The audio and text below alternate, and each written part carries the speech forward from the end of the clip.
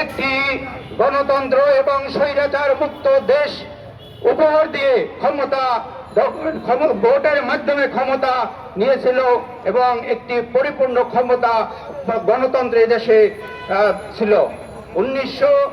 এদেশের বহুদলীয় গণতন্ত্রের প্রবক্তা শহীদ প্রেসিডেন্ট জিয়াউর রহমানের পরে বেগম খালেদা জিয়ার গণতন্ত্র দেশকে একটি আজকে যে 2024 সালের যে নির্বাচন সরকার আজকে ডামি নির্বাচনের নামে দেশ পরিচালনা করছে, এটা হচ্ছে 2024 সালের সর্বশেষ বাকশালের সংস্করণ।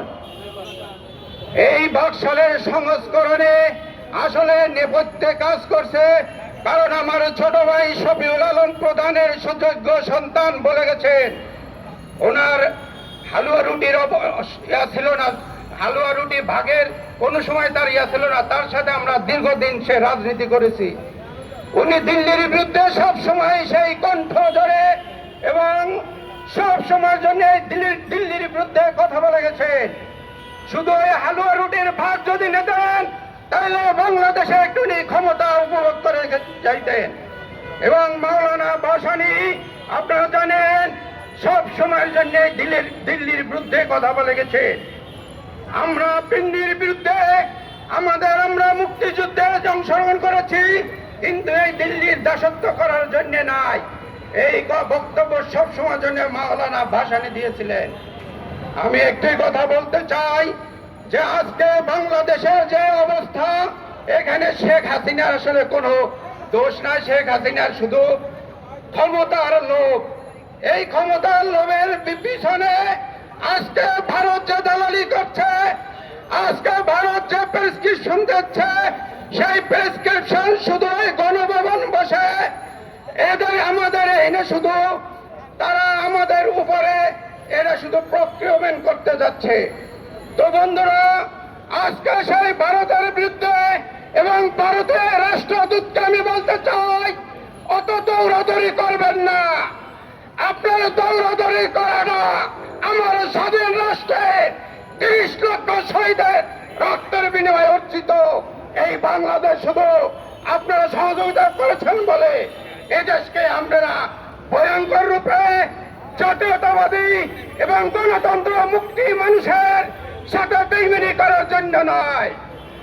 ইতিমধ্যে আপনারা দেখেছেন আজকের ডামি নির্বাচনে ওবায়দুল কাদের বলেছেন যে আমার নাকি ভণ্ডুল করার জন্য যে নির্বাচন সহযোগিতা করেছেন এই যে নাকি ভারতের অবদান।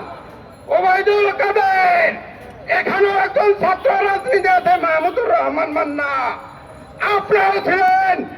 আজকে সেই ছাত্র রাজনীতির একজন প্রশিক্ষিত কর্মী, কিন্তু বক্তব্য আজকে বোঝা যায় যে আপনি সেই 90 স্বৈরাচারের সাথে আপনি ছাড়িয়ে গেছেন। আপনারা পতন হলে সেই শ্রীলঙ্কার মতো দৌড়ে পার পাবেন না, কারণ আপনার শারীরিক অবস্থা ভালো না। আপনি জনগণের কাতারে আসেন, জনগণের পাল বোঝেন। আগামীতে এই স্বৈরাচার এবং ডামি নির্বাচনের এবং ভারতের বিরুদ্ধে আমাদের রাজপথে ঝাঁপিয়ে পড়তে হবে। এটা শুধু ভারতীয় আগ্রাসন নয়, আমাদের দেশকে একটি অঙ্গরাজ্য করার পায়ে তারা চালাচ্ছে। প্রিয় বন্ধুরা, আপনারা সতর্ক থাকুন। আগামী দিনে রাজপথে আমরা যে কর্মসূচি আসবে, জীবনের হুমকি আসলো, সেই হুমকি আমরা মোকাবেলা করব। আমার শ্রদ্ধাভাজন লিঙ্কন ভাই বলে গেছে যে ওনারা যে আপনাদের যে কোর্ট ওনাকে জেলের রায় দিয়েছে 2 বছর, কারণ যারা নির্বাচন করতে না পারে। সেই বাদী জানে না যে এই লোককে যে লিঙ্কন বাদী জানে না যে কোথায় তারা আগুন দিয়েছে, কোন গাড়িতে আগুন দিয়েছে। অতএব পুলিশ হচ্ছে এদেশের সেই কেস করে এবং সাক্ষী হচ্ছে পুলিশ। তো বন্ধুরা, আমার বক্তব্য এখানে শেষ করছি। একটি আহ্বান জানিয়ে, ওই ক্ষুদ্র কারাগার দিয়ে আমাদেরকে মানাতে পারবেন না। আমরা আজকে এই বাংলাদেশে একটা কারাগার। আগামীতে যে রাজনীতিতে এবং রাজপথে থেকে এই ডামি সরকারকে প্রতিহত করে একটি গণতন্ত্র এবং তারেক জিয়া কর্তৃক 29 দফা রাষ্ট্র